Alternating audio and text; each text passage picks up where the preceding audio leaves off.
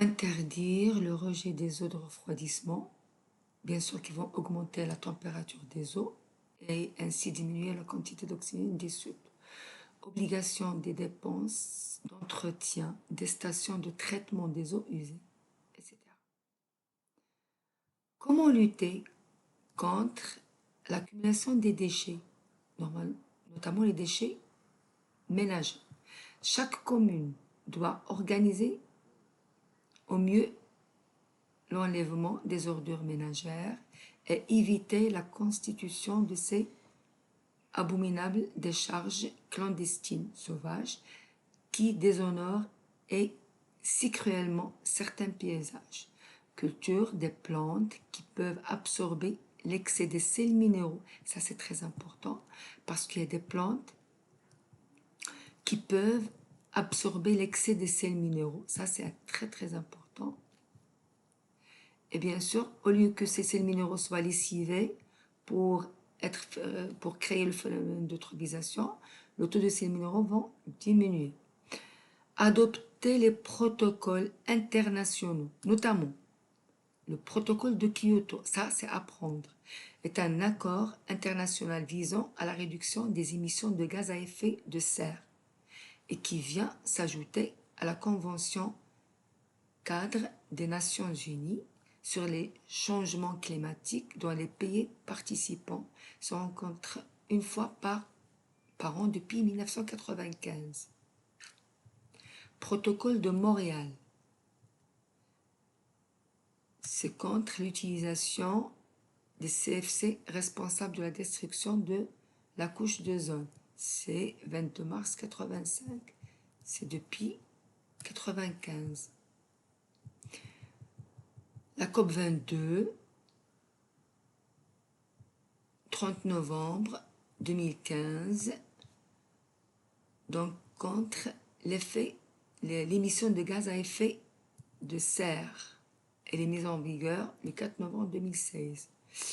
Protocole de COP 22 de Marrakech, novembre 2016, a permis de conclure l'accord engageant à réduire l'émission des gaz à effet de serre.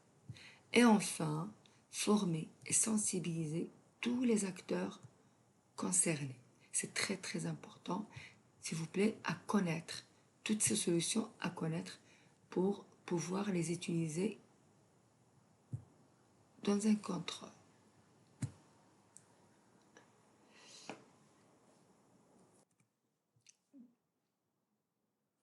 Résumons alors. Donc, concernant la pollution de l'air, il faut connaître c'est quoi l'effet de serre, quels sont les gaz à effet de serre, c'est quoi le trou d'ozone et qui est responsable de la destruction de la couche d'ozone. Il faut faire la différence entre l'ozone troposphérique polluant et l'ozone stratosphérique qui nous protège contre les UV. C'est quoi donc les pluies acides et le smog? Ça, c'est la pollution de l'air. La pollution de l'eau. Donc la pollution de l'eau a plusieurs origines. Origine industrielle, agricole, domestique. Donc on a pris deux exemples. La pollution d'origine agricole, c'est le phénomène d'eutrophisation dû à l'utilisation excessive des engrais chimiques riches en nutriments, notamment les phosphates, les phosphores et l'azote. Et les rejets industriels, notamment les métaux lourds comme le mercure, tous les métaux lourds s'accumulent dans les chaînes alimentaires et c'est le dernier du chaîne alimentaire qui est le plus affecté, notamment l'homme. Ça, c'est la pollution des eaux douces.